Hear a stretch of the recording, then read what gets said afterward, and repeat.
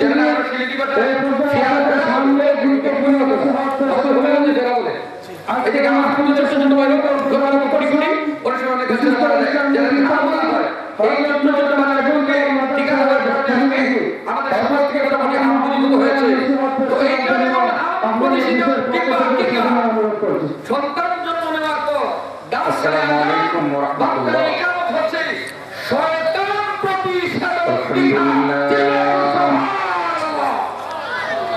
আলহামদুলিল্লাহ আলিম যাতি আযীম সিফাতি সামি সিমাতি ডাক্তারে আজান বাংলায় একাদায় ওই সন্তান কোনদিন কবি শামসুর রহমান হতে পারে না নাস্তিক আব্দুল শরীফ হতে পারে না ওই সন্তান কোনদিন বুরহান নাস্তিক হতে পারে না ধরে কোন ঠিক কিনা এই সন্তান হচ্ছে ডাক্তারে আজান বলে ডাক্তারে চিল্লায় ডাক্তারে বাক্কানে জলিল সালাই জলিল আলাকুল মুজিব তুআই আমিন রাসান রাকাত দখল করতে শহীদ মাকামি আইল আলামি আজিজ সুলতান চিল্লায় কোন আশহাদু আল্লা ইল্লাল্লাহু ওয়াহদাহু লা শারীকা লা জিদ্দা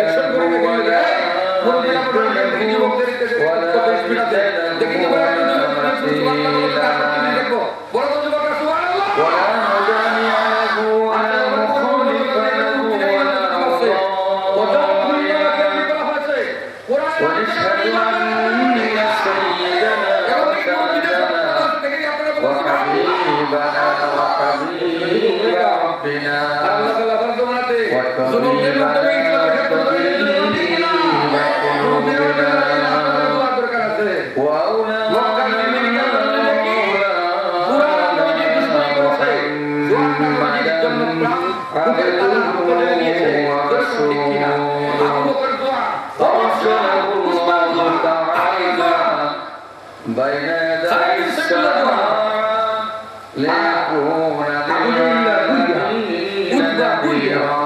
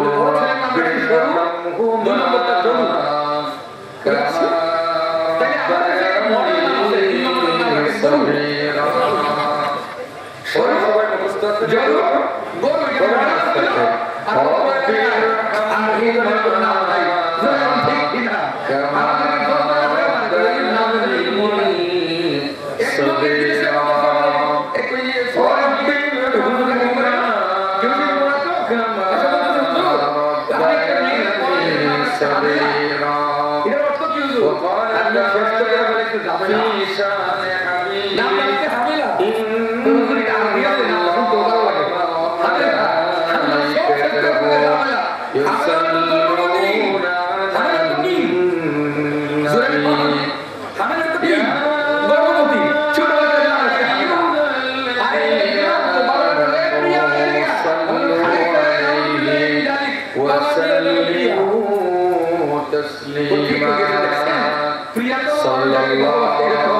তার বান্ধবীরা বলতে বিয়ে দিয়ে রাখা হ্যাঁ বিয়ে তার রাস্তা থেকে লাগা মেয়েদের আবার বিয়ে রাখতে পারে নাউজুবিল্লাহ মিন যালিক অনেকের নামে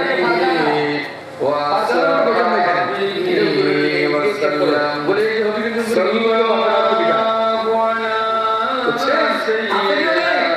অনেকের নাম রাখা না আসল কথা পরিষ্কার নাকি করেছেন জান্নাত নাম রাখলে মিথ্যা হবে জান্নাত কোনো মেয়ের নাম হতে পারে না কারণ জান্নাত হচ্ছে সমস্ত সুখের জায়গা সমস্ত সুখের ঠিকানা ওখানে দুধের মহল থাকে পানির মহল থাকে পানির ঝরনা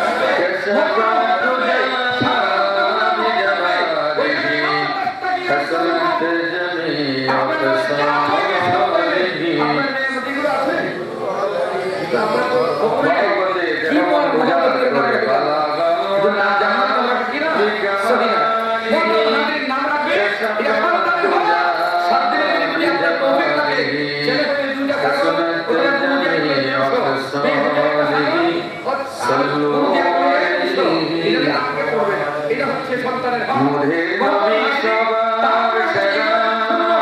তারপরে হচ্ছে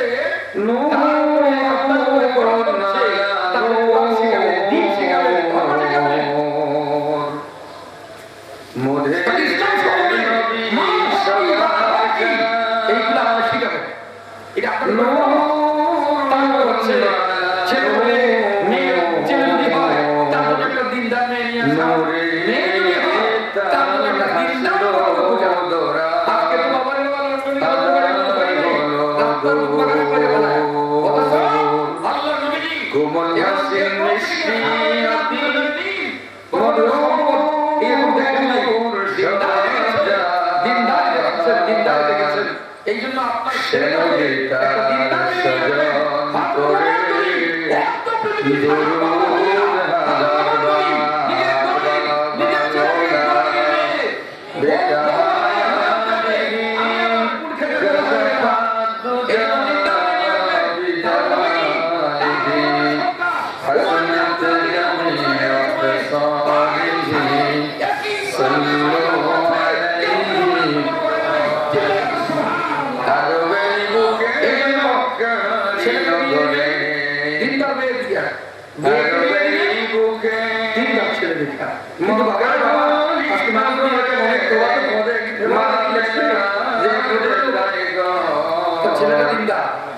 নিয়ে গেছে তার বিয়ের বাড়িতে এখন ওই যে ওয়েডিং করে বসছে বসছে তো কিছুক্ষণ পরে একটা মেয়ে আসছে এই পাশে কিছু লম্বাই উকিয়ে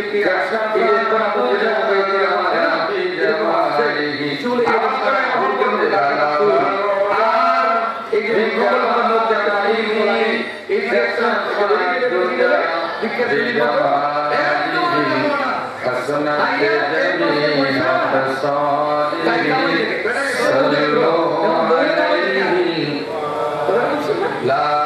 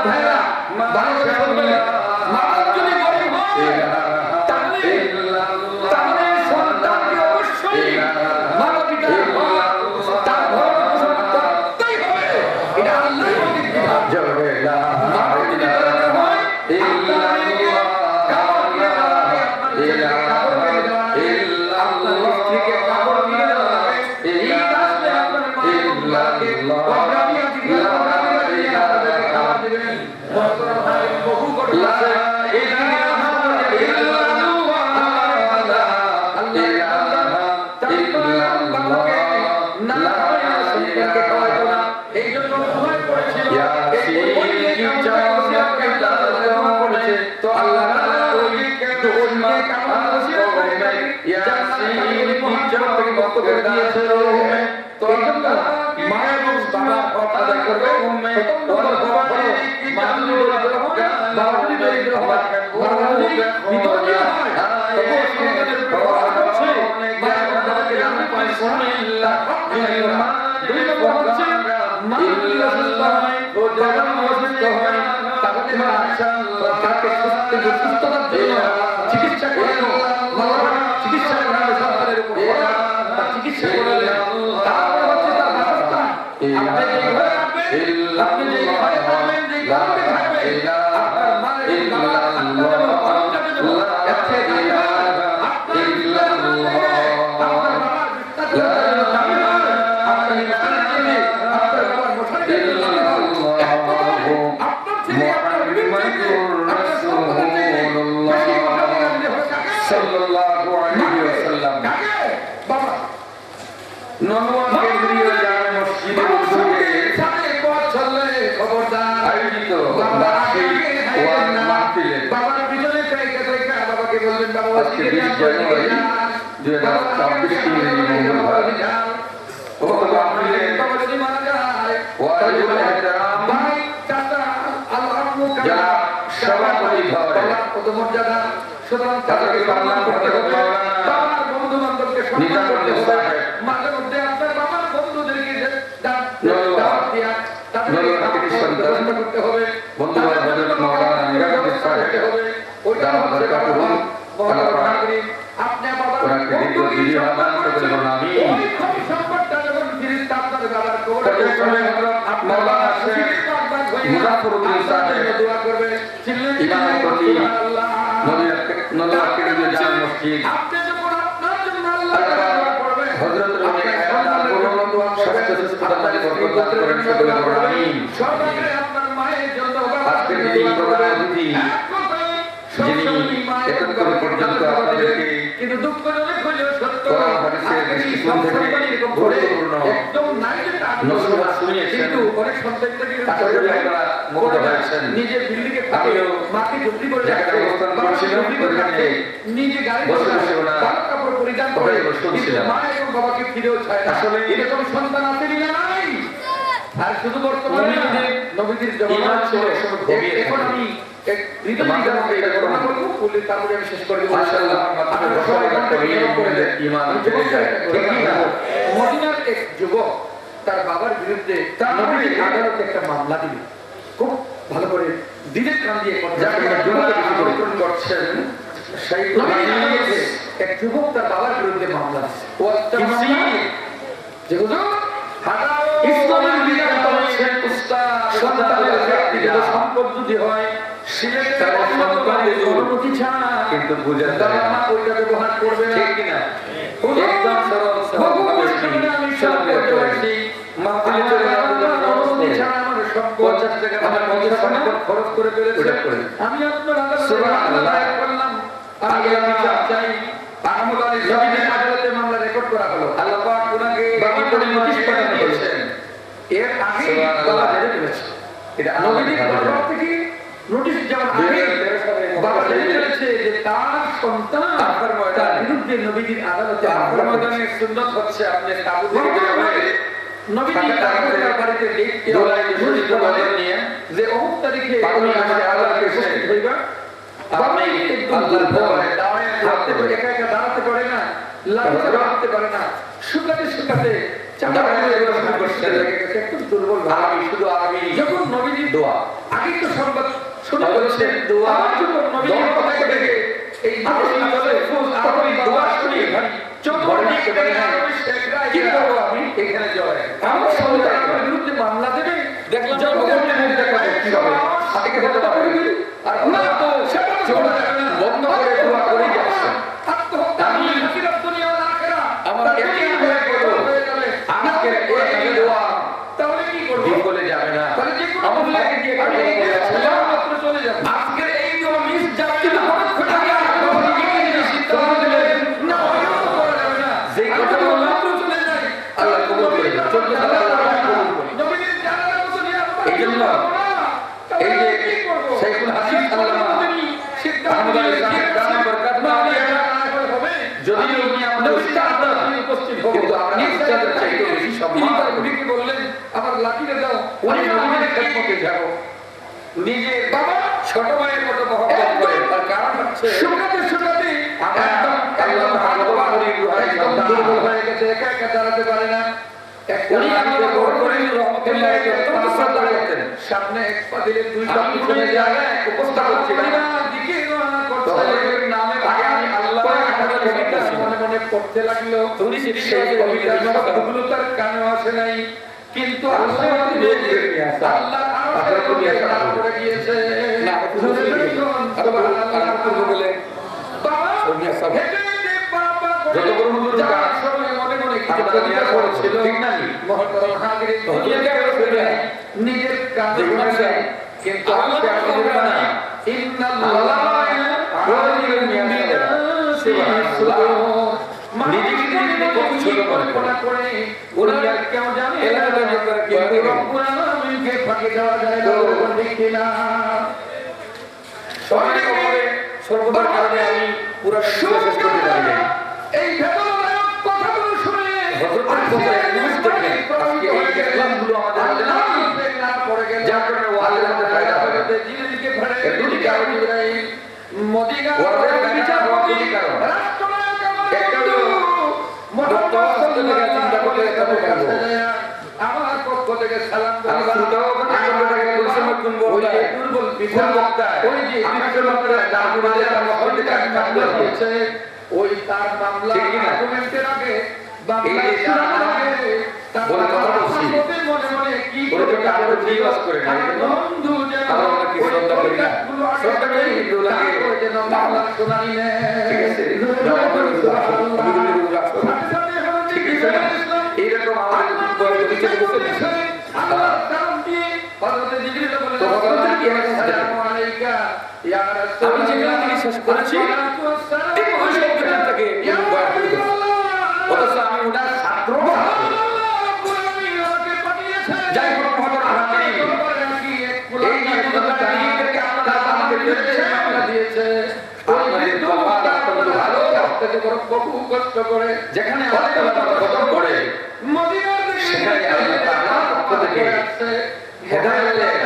হাওয়া চালু করে নির্দেশ দিয়েছেন আপনাকে বলে দেওয়ার জন্য ওই বাবা মামলা আর্গুমেন্টের আগে মামলা শোনানোর আগে দাবি করে মনে মনে কি ভেবেছিল ওই কথাগুলো শুনিয়া তারপরে তার মামলা আল্লাহর নবী রাহমাতুল্লাহ নবী বলে দিয়েছেন আমার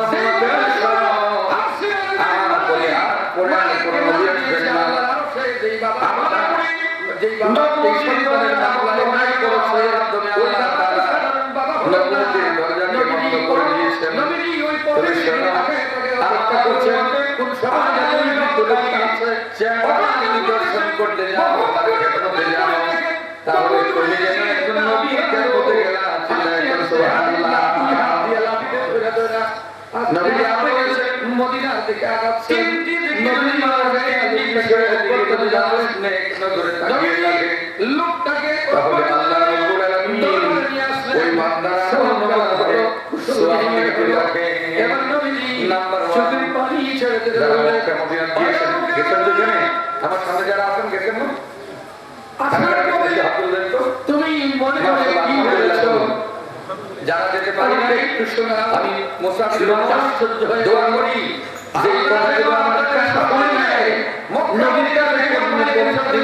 পৌঁছে গেল এখন বলে বলছে তো কাঁদতে হবে আমরা তো গেছি আল্লাহ চোখের পানি ফেলেছি মুহাম্মদুর রাসূলুল্লাহ ইয়া রাসূলুল্লাহ আল্লাহ এখানে আমার সামনে আপনারা অনেক দাঁড়িয়ে বসে আছেন আপনি সত্য অনেক জান্নাতি চেহারা আমার মনে পড়ছে কোনো সন্দেহ নাই আমরা উপরে বসছি আসলে এটা একটা সুবিধার জন্য যাতে আপনারা আমাদেরকে দেখতে পারেন আর আমরা আপনাদেরকে দেখতে পারি নতুবা উপরে বসলেই মজা লাগে যে নবী জেনে বলেছেন অনেক কাছে ওই নবী সাথে অনেক মনে থেকে কোনো সন্দেহ নাই আছেন নবীজি বললেন দামি জিনিস নিয়েছি তাকে ও বৃদ্ধ বাবা ঠিক কিছুক্ষণ আগে দামি জিনিস নিয়েছি তাকে মনে করি আপনি মহান শক্তি দেখে এই ছেলের পাতা তিনি ঘুরে করলেন এসে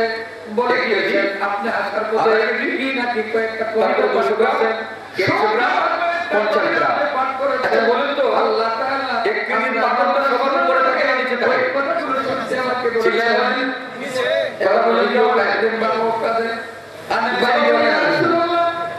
আমি কিছু বলি নাই আমি আসার পথে একটা কবিতা পড়েছিলাম এক কেজি পাথর সবার উপরে তারপরে আমি হেঁটে হেঁটে তারপরে দুশোটা করছিলাম তারপরে একটা আমি মনে মনে বলছিলাম ওরে আমার আদরের সন্তান তাই আমরা তুই যখন নিচে থাকে করেছিলি তখন আমার গলে আসতে নিচে থাকো ভালোবাসা পঞ্চাশ পূজা করে এই আপনারা তোকে কমেন্ট করে পঞ্চাশ তোর সম্মান তোর মনে বাদ দিয়া প্রিয় স্বজন যে এখানে আছে আপনাদের সকলে হাসিমুখে বলেছিলাম সাদা আমাকে একটা আদরের দোলা দিয়েছেন সুবহানাল্লাহ আমাদের সর্বদা তুই যখন শিশু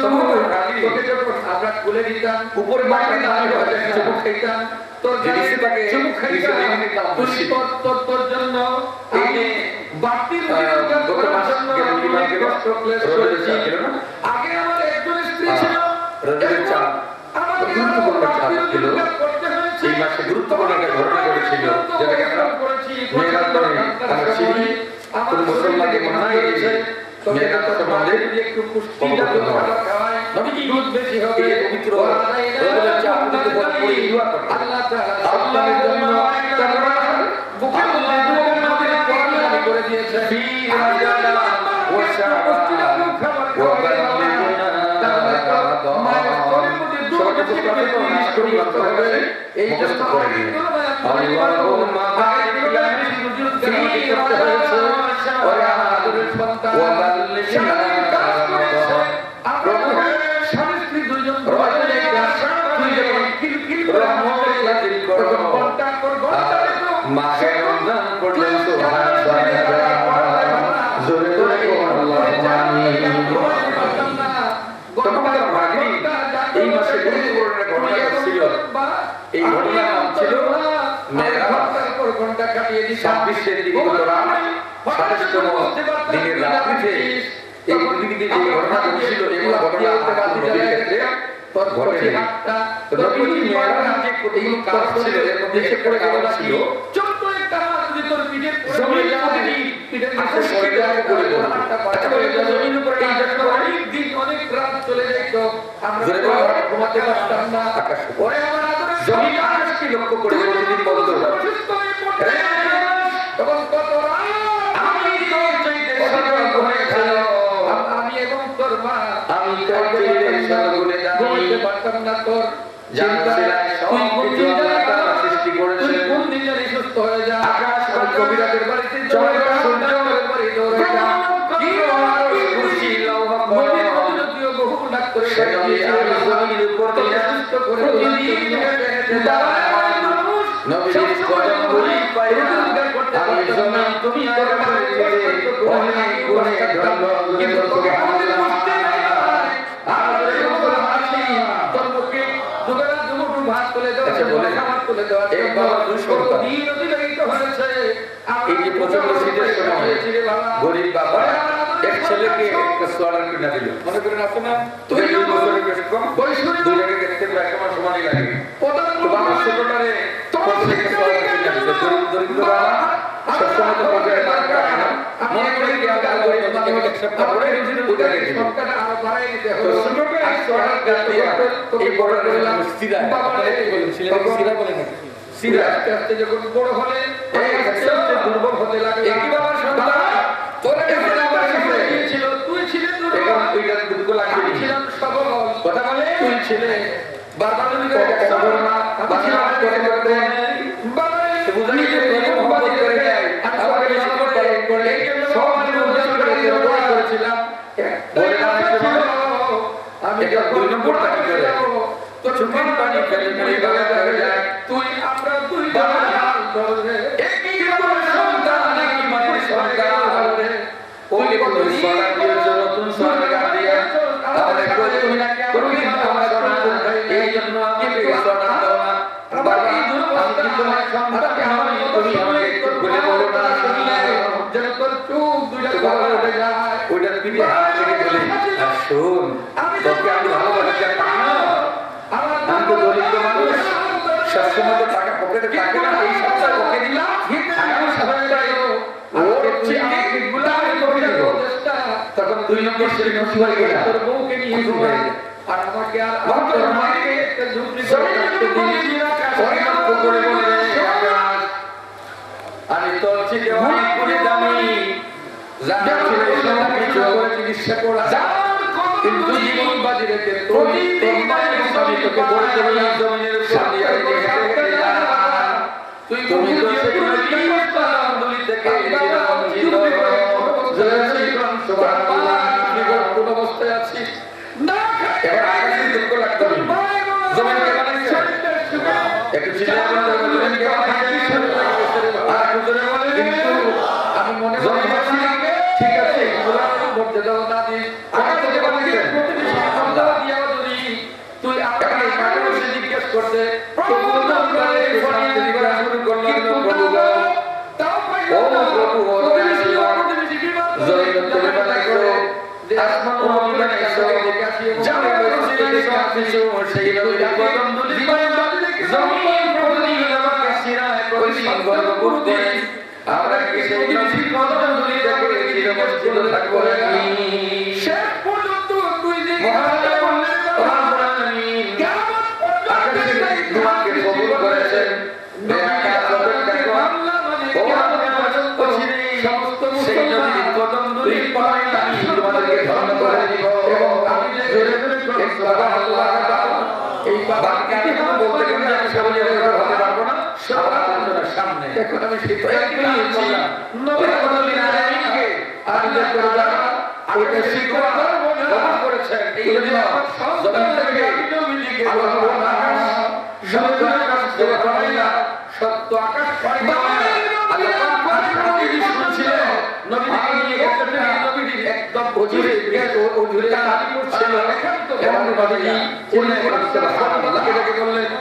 এবার নবীর দান একটা আলোচনা করি। হযরত মুসা আলাইহিস সালাম তুর পাহাড়ে গিয়েছিলেন আল্লাহর কাছে, তো মায়াটা ছিল আল্লাহ বলে এখন থেকে আমি মুসা জোড়া দিল, এটা সবই বুঝা ইন্নাকা বিল-ওয়াদি মুকাল্লাফ, শুধু তোর মাল নয় তোর বাবা তোকে জিজ্ঞেস করে একটু মাল খরচ করেছিল, এই জন্য তুই মামলা দিতে আসছিলি, এখন তিনি যখন সিদ্ধাতুল মুনতাহা থেকে নবীর দান করে আমি একটা জায়গা দিয়ে দিলাম গেইটে, এবং তোর স্থাবর সমস্ত সম্পদের মালিক তোর বাবা, জোরে জোরে কোন সুবহানাল্লাহ। বাহাদুর হাজরিন, নবীর আদালত থেকে এরকম রায় দেয়া হলো, তো ওই রকম সন্তান আগে যেমন ছিল বর্তমানেও আছে, জেনে রাখবেন আপনার মা এবং বাবা যদি আপনার কাছে আপনার প্রতি বেজার থাকে, কিয়ামতের দিন 7টা জাহান্নামের দরজা আপনার জন্য খোলা থাকবে। নবীজি বলেছেন ওমা নারুকা ও জান্নাতুকা, তোমার মা তোমার বাবা হয়তো তোমার জন্য জান্নাত নয়তো জাহান্নাম। মায়ের অন্তরে আঘাত দিয়ে বাবার অন্তরে আঘাত দিয়ে যদি মৃত্যুবরণ করো তোমার জন্য জাহান্নামের দরজা খোলা থাকবে,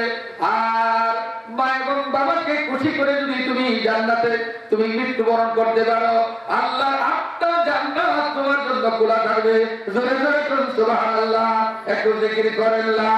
ইলাহা ইল্লাল্লাহ।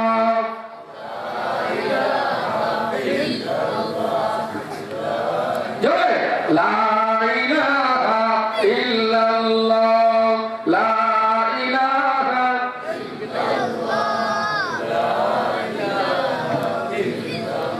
লা ইলাহা ইল্লাল্লাহ মুহাম্মাদুর রাসূলুল্লাহ সাল্লাল্লাহু আলাইহি ওয়াসাল্লাম। এবার আপনাদের খেদমতে আমার একটা কথা হলো, হয়তো অনেকেই আমরা এখানে এমন আছি মা এবং বাবাকে সন্তুষ্ট করে বিদায় দিতে পারি নাই, মা এবং বাবার খেদমত করতে পারি নাই, মাতা পিতা দুনিয়া থেকে বিদায় গ্রহণ করেছেন। ইসলাম আল্লাহ নবীজি আপনার জন্য আমার জন্য সেই ব্যবস্থা করেছেন। কেউ যদি মায়ের সাথে খারাপ আচরণ করেও থাকে, মায়ের যদি খেদমত নাও করে থাকে, মা এবং বাবাকে কবরে খুশি করার সুযোগ আছে। চিল্লায় কর সুবহানাল্লাহ। নবীর সাহাবী হযরত আবু কালামা রাদিয়াল্লাহু স্বপ্নে দেখেন বিরাট বড় একটা গুরুস্থান, শত শত মানুষ ওই গুরুস্থান থেকে সাদা দমদমে কাপড় নুরানি চেহারা নিয়ে একটা ময়দানে উপস্থিত হচ্ছে এবং ওই ময়দান থেকে তারা নূর কুড়ায় দিচ্ছে। কিন্তু উনার একটা প্রতিবেশী, ওই প্রতিবেশীর অবস্থাটা অত্যন্ত নাজুক, গায়ে এত দুর্গন্ধযুক্ত কাপড়। মুহতারাম হাজিরিন, হযরত জিবরাইল বলেছেন, ইয়া রাসূলুল্লাহ, জাহান্নামীদের গায়ে আল্লাহ এত দুর্গন্ধযুক্ত কাপড় পরাবেন, দুনিয়ার মধ্যখানে যদি আকাশ থেকে একটা রশি বেঁধে ওই জাহান্নামীদের একটা কাপড় লটকে রাখা হয়, তার দুর্গন্ধে তামাম পৃথিবীর সমস্ত মখলুকাত মারা যাবে। তো হযরত আবু কালামা নবীর সাহাবী স্বপ্নে দেখেন তার একটা প্রতিবেশী, চেহারা অত্যন্ত কালো, কাপড়ের গায়ের মধ্যে অত্যন্ত দুর্গন্ধযুক্ত কাপড়, শুধু হায় হুতাশ করে তাদের সাথে উপস্থিত হয়েছে, কিন্তু তার জন্য কোনো নূর নাই। হযরত আবু কালামা জিজ্ঞেস করলেন, ভাইয়া কি অবস্থা? এই যে লোকগুলো এত সুন্দর সুন্দর কাপড় তাদের গায়ে, সাদা দবদবে কাপড়, আর তাদের শরীরের মধ্যে কত ঘ্রাণ, তারা নূর করে নিচ্ছে, আপনার কি অবস্থা? আপনার কেন এই দুরবস্থা? তখন লোকটা মাথায় হাত রেখে বলে, হুজুর, জীবনে এমন কোন ভালো কাজ করতে পারি নাই, আর কয়েকটা সন্তান রেখে এসেছি, ওই সন্তানগুলো আমাকে কোনোদিন স্মরণ করে না। ওই যে আমার সাথী সঙ্গীরা নূর করে নিচ্ছে, ওদের কারো সন্তান, কারো ভাই, কারো আত্মীয় স্বজন সৎকার খয়রাত করে,